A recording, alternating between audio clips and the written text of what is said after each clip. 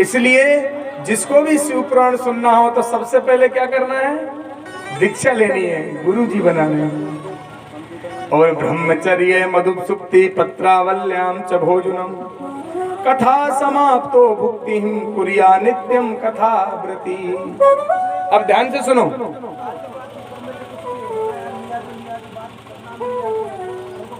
सबसे पहले अगर आपका शिव पुराण सुनने का मन है तो शिव पुराण कैसे सुनना चाहिए? बोले जब आपका मन हो शिव पुराण सुनने का, अगर आपने दीक्षा नहीं ले रखी तो पहले दीक्षा लो विद्वान ब्राह्मण से। उसके बाद में एक बात और बता दूं आप लोगों को, ध्यान से सुनना। लोग बाग एक बात और करते हैं कि स्त्री को गुरु बनाना चाहिए या नहीं बनाना चाहिए। बड़े ध्यान से सुनना सभी लोग, स्त्री को गुरु बनाना चाहिए या नहीं बनाना चाहिए? बड़े ध्यान से सुनना सभी लोग। पहली बात तो शास्त्रों में लिखा है, शिव पुराण में लिखा है, भागवत में भी लिखा है, और अगर आप लोगों ने पढ़ी हो तो रामायण में भी लिखा है। पर हम लोग क्या केवल पढ़ लेते हैं, उसको ध्यान नहीं देते क्या लिखा है।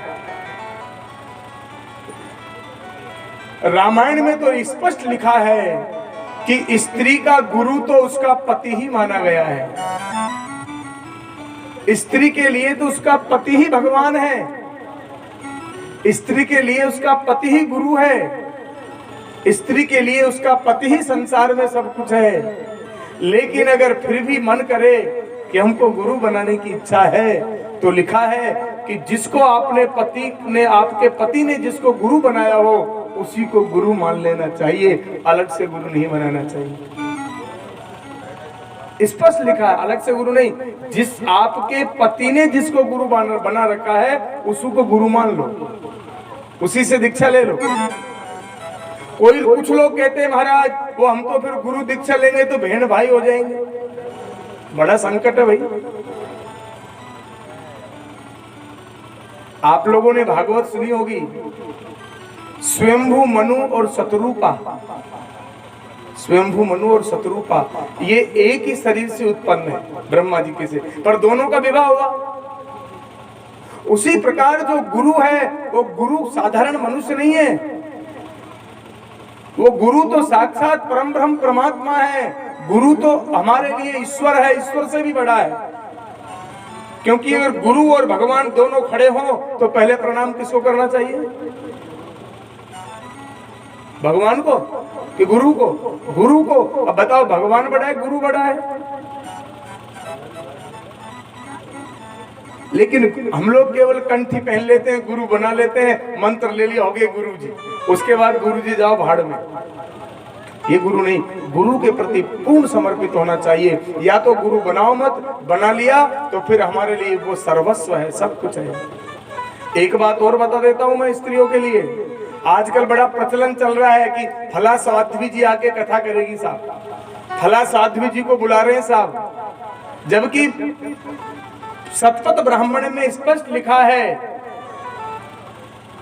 कि नियमं शृणु सदा भक्ता स्त्री वाचाननं कुरु,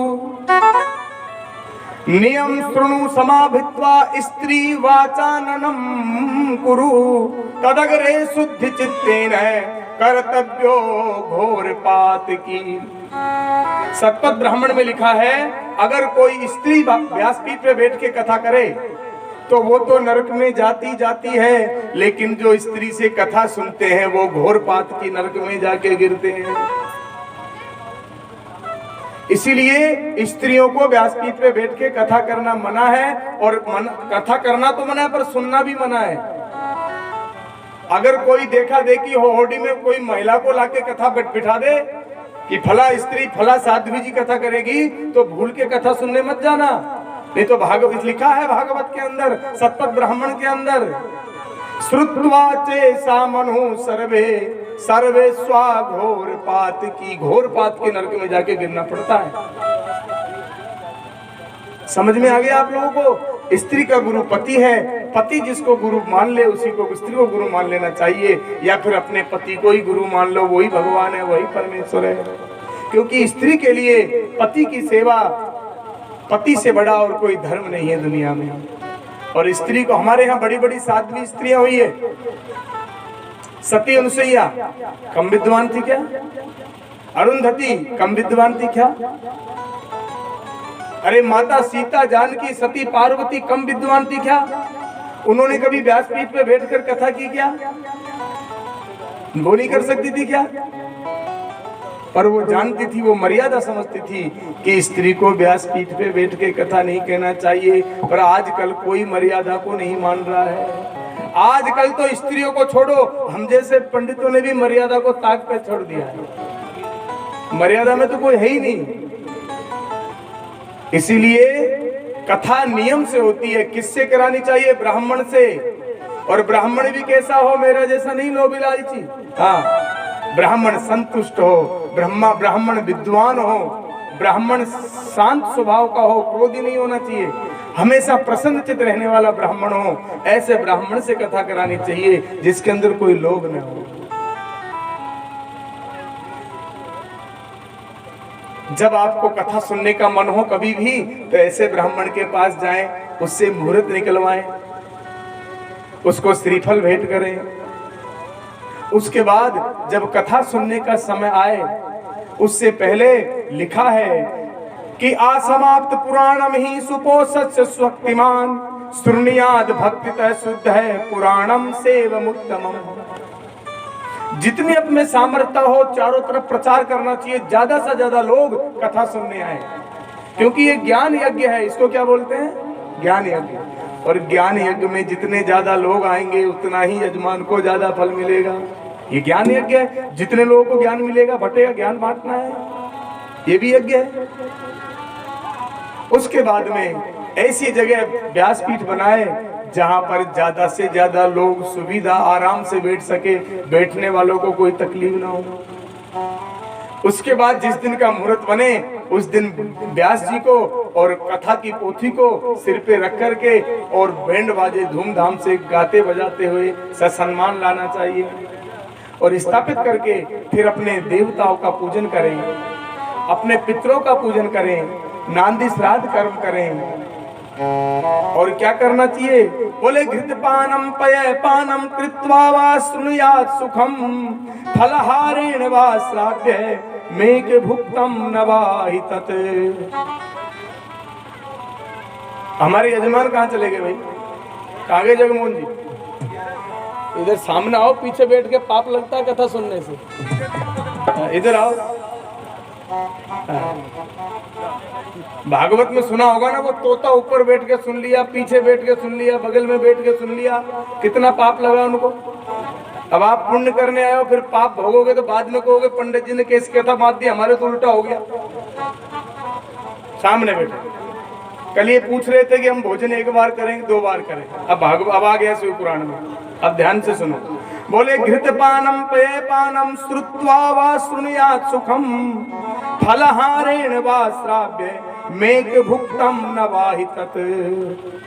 शिव पुराण में लिखा है, भागवत में भी यही श्लोक है कि घृतपानम, बोले घी पी करके कथा सुननी चाहिए। एक टाइम घी पियो, जितना पी सको आप, जितना पचा सको, 50 ग्राम, 100 ग्राम, 250 ग्राम, आधी किलो, केवल एक टाइम घी पी लो और फिर कथा सुनो।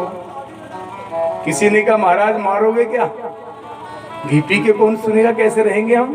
बोले पयपानम, बड़े ध्यान से सुनना। अगर आप लोग घी पीकर कथा नहीं सुन सकते तो पयपानम, दूध पीकर कथा सुनो। 2 टाइम दूध पी सकते हो। घी पियोगे तो 1 टाइम, और दूध पियोगे तो 2 टाइम पी सकते हो। इसमें लिखा है घृतपानम पयपानम कृत्वा शृणुयात् या सुखम। किसी ने कहा महाराज हम तो दूध पी के भी नहीं रह सकते, तो बोले फलहारेण वा श्राव्य मेक भुक्तम न वाहि तत्। तो बोले आप फलहार करके कथा सुन सकते हो। फलहार तो रह सकते हो ना, दोनों टाइम फलहार कर लो। किसी ने कहा महाराज फल से काम नहीं चलता, अन्न बहुत जरूरी है। होते हैं कोई कोई श्रोता, तो एक बार हम हविष्यान्नम, इसमें लिखा है कि एक बार, एक समय में हविष्यान्नम, एक टाइम अन्न खाओ और एक समय फलाहार करो। पर जगमोहन जी ने कहा महाराज हम नहीं रह पाएंगे, एक टाइम फलाहार, दोनों टाइम चाहिए।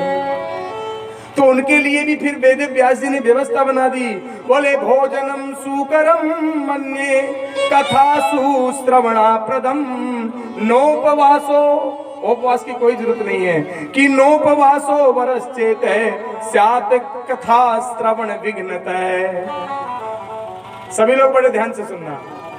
किसी यजमान ने कहा महाराज हम तो एक टाइम नहीं दोनों टाइम खाना चाहते हैं, तो उसके बाद स्वयं वेद व्यास जी ने लिखा है कि भोजनम सुकरम मन्ये कथासु श्रवण प्रदम। बोले चाहे आप एक समय भोजन करो, चाहे 2 समय भोजन करो, चाहे 3 समय भोजन करो, और फिर करे कैसे? बोले कथासु श्रवण प्रदम। इस प्रकार का भोजन करो कि 7 दिन आपके शरीर में किसी भी प्रकार का विघ्न न आए। वे हमारी कथा कितने दिन की है? 7 दिन की।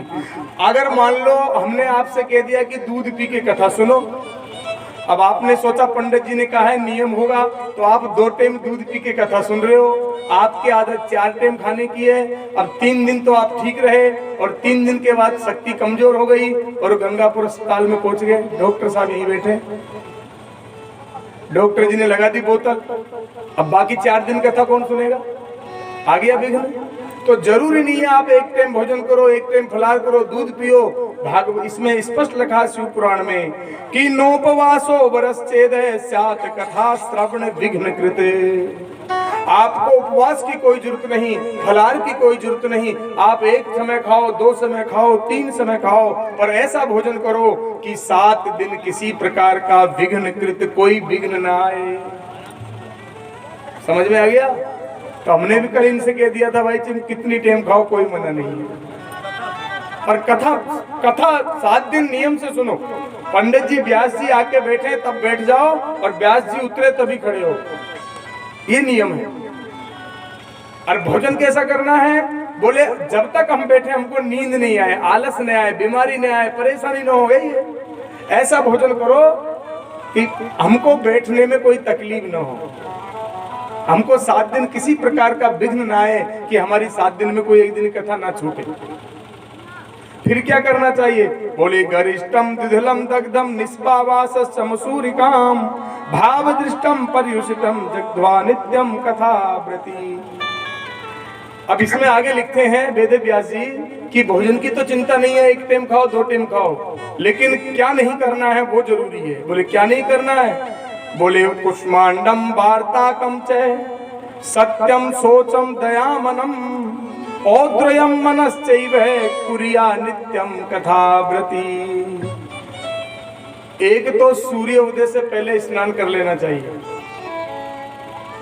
अगर कथा का पूर्व फल, अब ध्यान से सुनना, सूर्य उदय से पहले स्नान कर लेना चाहिए। सूर्य को अर्घ रोज देनी चाहिए जब तक कथा चले। 7 दिन कथा सुन रहे हो, रोज दो तो बहुत अच्छी बात है। वैसे तो नियम है कि रोज ही अर्घ देना चाहिए, पर अगर नहीं दे सकते हो तो कम से कम 7 दिन तो सूर्य को अर्घ जरूर दो। सूर्य को अर्घ देना चाहिए। और क्या नहीं करना चाहिए? बोले क्रोध है, क्रोध नहीं करना है 7 दिन तक। झूठ नहीं बोलना है। औद्रेयम मनश्चैव, मन के अंदर किसी के प्रति गलत भावना नहीं लानी है, किसी के प्रति दुर्भावना नहीं लानी है। क्रोध न करे, शांत रह करके, और 7 दिन तक। और क्या करना चाहिए? बोले रजस्वलाम न पश्येद पतितान वदेत कथाम। रजस्वला स्त्री का दर्शन नहीं करना चाहिए, किसी दूसरे का अन्न नहीं खाना चाहिए, सुअर और कुत्ते से स्पर्श नहीं होना चाहिए। अगर कोई छींक दे हमारी तरफ, छींक के छींटे आ जाए तो दोबारा स्नान करना चाहिए, शुद्ध सात्विक होकर के। और नार्यम त्राव्यम सदा कृथा परा, ब्रह्मचार्य का पालन करना चाहिए। जमीन पर सोना चाहिए। और भोजन किस में करना चाहिए? बोले पत्रिकाम, छीले की पत्तल आती है ना, छीले की पत्तल में भोजन करना चाहिए। उसके बाद जब कथा सुनने के लिए बैठो कि एतेषु विधिनाम दत्त यदल्पसि वस्तु ही दिवसेषु वरिष्ठेतु तदक्षय फलम लभेत। जब आप कथा सुनने के लिए बैठ जाएं तो फिर बीच में खड़े नहीं होना चाहिए, बात नहीं करनी चाहिए। तो क्या करना चाहिए? बोले मन मन में ओम नमः शिवाय, ओम नमः शिवाय जाप करो और कथा सुनते रहो। जब पंडित जी कीर्तन भजन कुछ बोले तो ताली बजाकर बोले, और जय जयकार लगाए तो जय भी सभी को लगानी चाहिए। फिर जब शाम को संध्या के समय कथा विश्राम हो, ध्यान से सुनो सभी लोग, कथा विश्राम हो तो फिर चिंतन करना चाहिए घर पे जाके कि आज पंडित जी ने कथा में क्या क्या कहा, हमको जीवन किस प्रकार जीना चाहिए, हमारे जीवन में क्या क्या विपरीत स्थितियां हैं, किस किस को मिटाना है, किसको बनाना है। इस प्रकार मनन करो, चिंतन करो कि कथा में क्या निकला, हमको जीवन कैसा जीना चाहिए। उसके बाद जब 7 दिन कथा हो जाए तो 7वें दिन क्या करना चाहिए? बोले दिवसेषु वरिष्ठेषु तिला द्रिम ख्यालभे। तिल जो चावल या खीर, इनके द्वारा गायत्री मंत्र से, पंचाक्षर मंत्र से या फिर रुद्र संगीता के द्वारा हवन करना चाहिए। हवन होने के बाद में 11 ब्राह्मणों का भोजन होना चाहिए। कितने ब्राह्मणों का? 11। ज्यादा करो आपकी मर्जी है, खूब 1100 करो चाहे, पर कम से कम 11 ब्राह्मणों का भोजन होना चाहिए। उसके बाद जब आप कथा को विदा करो तो क्या करना चाहिए? बोले 3 तोले सोने का आसन बनाओ, सिंहासन। 3 तोला सोने का सिंहासन बना के उस पर पुस्तक को रख करके और वस्त्र से आच्छादित करके पूजन करके और फिर वो पंडित जी को दान दे करके और फिर जिस प्रकार लाए थे उसी प्रकार गाजे बाजे से वापस विदा करनी चाहिए। जब आपका कथा समापन हो जाए, पंडित जी विदा हो गए, कथा विदा हो गई, सब कुछ आपके व्यवस्थित हो गया, तो भागवत में लिखा है, शिव पुराण में भी लिखा है कि एतेषु विधना दत्तम तीर्थ यात्रा पिचे कर्तु यस्त्वादपि सदा दम्य तद्यक्षम फलम लवे। उसके बाद किसी भी एक तीर्थ में जाना चाहिए। जब कथा समापन हो तो कहीं भी गोवर्धन जी जाया और कहीं पुष्कर जी, कहीं भी एक तीर्थ में जाके फिर अपने घर विश्राम करना चाहिए। इस प्रकार अगर आप कथा सुनोगे तो तद्यक्षम फलम लवेत, उसका क्या फल प्राप्त होगा, उस फल का वर्णन शारदा और शेष भी नहीं कर सकते। इस प्रकार नियम से कथा सुननी चाहिए। श्री सूत जी महाराज कथा सुनने का नियम बता रहे हैं, और जब नियम संयम से कथा सुनोगे तभी उसका फल आपको प्राप्त होगा। अगर आपने नियम संयम से नहीं सुना और फिर बाद में कहोगे पता नहीं पंडित जी ने कौन सा मुहूर्त निकाल दिया, पंडित जी ने क्या उल्टी कथा पढ़ दी, हमारे तो जब से कथा हुई है उल्टा ही उल्टा हो रहा है। पंडित जी का दोष मत दो, खुद को दोष दो कि हमने कर्म तो किया और हमने पूर्ण रूप से समर्पित होकर नियम से नहीं किया। नियम होना चाहिए, क्योंकि हर सब कार्य नियम से पूर्ण होते हैं। अगर आपके किसी भी कार्य का नियम नहीं है तो आपका कार्य व्यर्थ है। नियम जरूरी है। आचार विचार दोनों उत्तम होने चाहिए।